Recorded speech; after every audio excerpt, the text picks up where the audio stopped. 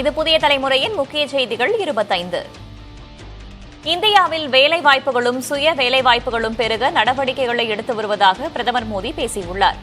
மத்திய அரசின் வேலைவாய்ப்பு திட்டத்தின் கீழ் 51,000 பேருக்கு பணி நியமன ஆணைகளை பிரதமர் வழங்கினார். இவர்கள் மத்திய அரசின் பல்வேறு துறைகளில் வேலைவாய்ப்புகளை பெற்றுள்ளனர். காணொலி முறையில் நடத்தப்பட்ட இந்த நிகழ்ச்சியில் பேசிய பிரதமர் மோடி, இந்தியாவில் இளைஞர்களுக்கு ஏராளமான வேலைவாய்ப்புகள் கொட்டிக் கிடப்பதாக தெரிவித்தார். வாகனம் மற்றும் காலணி உற்பத்தி துறைகளில் ஏற்றுமதி புதிய உச்சத்தை தொட்டுள்ளதாகவும் பிரதமர் குறிப்பிட்டார். இந்தியாவின் வளர்ச்சியில் பெண்களின் பங்களிப்பு அதிகரித்து வருவதாக குறிப்பிட்ட பிரதமர், அண்மையில் வெளியான UPSC தேர்வு முடிவுகளில் முதல் 5 இடங்களை பிடித்தவர்கள் பெண்கள் என்றும் குறிப்பிட்டார். நாட்டில் 90 லட்சம் மகளிர் சுய உதவிக் குழுக்கள் உள்ளதாகவும் அவற்றில் உறுப்பினர்களாக உள்ள 10 கோடி பெண்கள் பயனடைவதாகவும் பிரதமர் தெரிவித்தார். देश के आर्थिक तंत्र को मजबूत करना है. आपका இனி வரும் செய்திகளை அடுத்தடுத்து பார்க்கலாம்.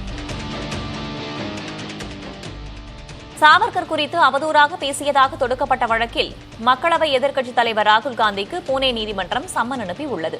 வரும் மே 9ஆம் தேதி நீதிமன்றத்தில் ஆஜராகுமாறு அவருக்கு நீதிமன்றம் உத்தரவு பிறப்பித்துள்ளது. லண்டனில் நடைபெற்ற நிகழ்ச்சி ஒன்றில் கலந்து கொண்டு பேசிய ராகுல் காந்தி சாவர்கர் குறித்து அவதூறாக பேசியதாக குற்றம் சாட்டி அவருக்கு எதிராக சாவர்கரின் உறவினர் ஒருவர் நீதிமன்றத்தில் முறையிட்டுள்ளார். ஏற்கனவே இது தொடர்பான வழக்கை விசாரித்த உச்சநீதிமன்றம் ராகுல் பொறுப்பற்ற முறையில் பேசியதாக கண்டனம் தெரிவித்திருந்தது. வாழ்க்கை டிஜிட்டல் மயமாக மாறிவிட்ட நிலையில் அதன் ஆதார பொருளாக ஸ்மார்ட் போன்கள் உள்ளன. ஆனால் எதிர்காலத்தில் ஸ்மார்ட் போன்களின் இடத்தை ஸ்மார்ட் கிளாஸஸ் பிடிக்கும் என்று சொல்லப்படும் நிலையில் அதற்கான சந்தையும் சூடுபிடிக்க தொடங்கிவிட்டது. ஃபேஸ்புக் சமூக தளத்தின் மூலம் டிஜிட்டல் உலகில் முத்திரை பதித்த மார்க் ஜக்கர்பர்க்கின் அடுத்த இலக்கு ஸ்மார்ட் கிளாஸ்கள். ஸ்மார்ட் போன்களின் காலம் முடிந்துவிட்டது. இனி ஸ்மார்ட் கிளாஸ்களுக்குத்தான் எதிர்காலம் என்று கூறியுள்ளார் அவர். இதற்கேற்பவே அவரது வணிக யுத்திகளும் அமைந்துள்ளன. ரேபான் கிளாஸ்களை உலகம் முழுக்க மெட்டா நிறுவனம் கடந்த 2 ஆண்டுகளாகவே விற்பனை செய்து வருகிறது. AI மூலம் இயக்கப்படும் இவை சந்தையில் பெரும் வரவேற்பை பெற்றதைத் தொடர்ந்து தற்போது இந்தியாவிலும் களமிறக்கப்பட உள்ளன. இதன் தொடர்ச்சியாக சூப்பர் நோவா, ஹைப்பர் நோவா என்று பிரம்மாண்ட திட்டங்களின் மூலம் இருவித ஸ்மார்ட் கிளாஸ்களை இவர் உருவாக்கி வருகிறார். பயன்பாட்டாளர் தேவைப்படும் இடம் என 2 வகைகளின் அடிப்படையில் இவை தயாரிக்கப்பட உள்ளன. பில்ட்-இன் ஸ்பீக்கர்ஸ், கேமரா, மின்னணு திரை என தோற்றம் கொண்ட இவற்றை AI தொழில்நுட்பம் இயக்கும். எந்த தகவலை கேட்டாலும் அதை அளிக்கும் வகையில் இந்த ஸ்மார்ட் கிளாஸ்கள் இருக்கும். இணையதள வசதி, உயர்தர இசை அனுபவம், மொழிபெயர்ப்பு, அழைப்புகள், மெசேஜிங் போன்ற செயல்களுக்கும் இது உதவும். சுருக்கமாக சொன்னால் ஸ்மார்ட் கிளாஸ்களை கண்ணில் பொருத்தப்படும் ஸ்மார்ட் போன்கள் என்றே சொல்லலாம். மெட்டா அறிமுகப்படுத்த போகும் உயர் தொழில்நுட்ப ஸ்மார்ட் கிளாஸ்களின் விலை சுமார் 85,000 ரூபாய் இருக்கும் என்று கணிக்கப்பட்டுள்ளது.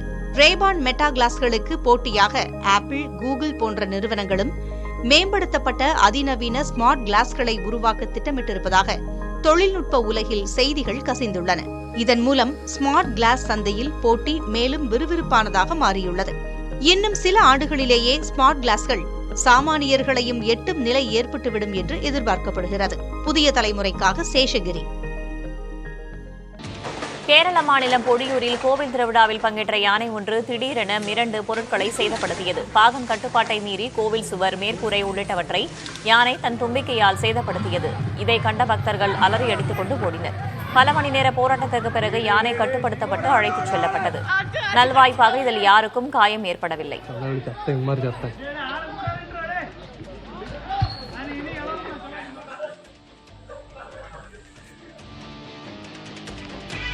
திருவள்ளூர் மாவட்டம் திருவாலங்காடு அருகே அதிவிரைவு ரயில்கள் செல்லும் தண்டவாளங்களில் போல்ட்டுகள் கழட்டப்பட்ட விவகாரம் குறித்து 100 பேரிடம் விசாரிக்கப்பட்டு வருகிறது. தெற்கு ரயில்வே பாதுகாப்பு படை IG ஈஸ்வரா தலைமையில் உயர்மட்ட ரயில்வே அதிகாரிகள் சம்பவ இடத்தில் ஆய்வு செய்த நிலையில் 3 தனிப்படைகள் அமைக்கப்பட்டு விசாரணை தீவிரப்படுத்தப்பட்டுள்ளது.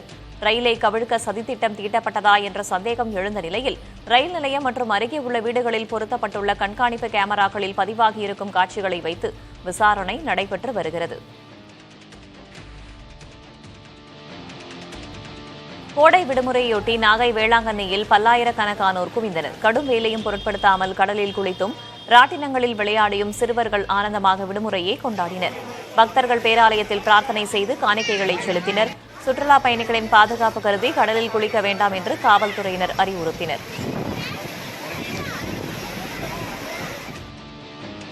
திருவாரூர் மாவட்டம் முத்துப்பேட்டை அருகே அரசு பள்ளியின் 130வது ஆண்டு விழா கோலாகலமாக கொண்டாடப்பட்டது. பெருகவாழ்ந்தான் கிராமத்தில் உள்ளது ஊராட்சி ஒன்றிய நடுநிலைப்பள்ளி. அந்த சுற்றுவட்டாரத்திலேயே மிகவும் புகழ்பெற்ற அரசு பள்ளியாக உள்ளது. 130வது ஆண்டை எட்டும் இந்த பள்ளியை கிராம மக்களும் முன்னாள் மாணவர்களும் இணைந்து விழா எடுத்து கொண்டாடினர். பள்ளிக்கு கவியரங்கம் ஒன்றையும் கட்டிக் கொடுத்துள்ளனர். மேலும் பள்ளியின் 130வது ஆண்டு அலங்கார வளைவும் அமைக்கப்பட்டு திறக்கப்பட்டது. இங்கு பயிலும் மாணவர்கள் தொடர்ச்சியாக 12 ஆண்டுகளாக தேசிய திறனாய்வு தேர்வில் பங்கேற்று வருகின்றனர். இதுவரை இந்த தேர்வில் வென்ற 63 மாணவர்கள் 9ஆம் வகுப்பு முதல் 12ஆம் வகுப்பு வரை மாதந்தோறும் 1000 ரூபாய் ஊக்கத்தொகையை பெற்று வருகின்றனர். அந்த வகையில் 30 லட்சம் ரூபாய்க்கும் அதிகமான தொகையை ஊக்கத்தொகையாக பெற்றுக் கொடுத்துள்ளது பெருகவாழ்ந்தான் ஊராட்சி ஒன்றிய நடுநிலைப்பள்ளி.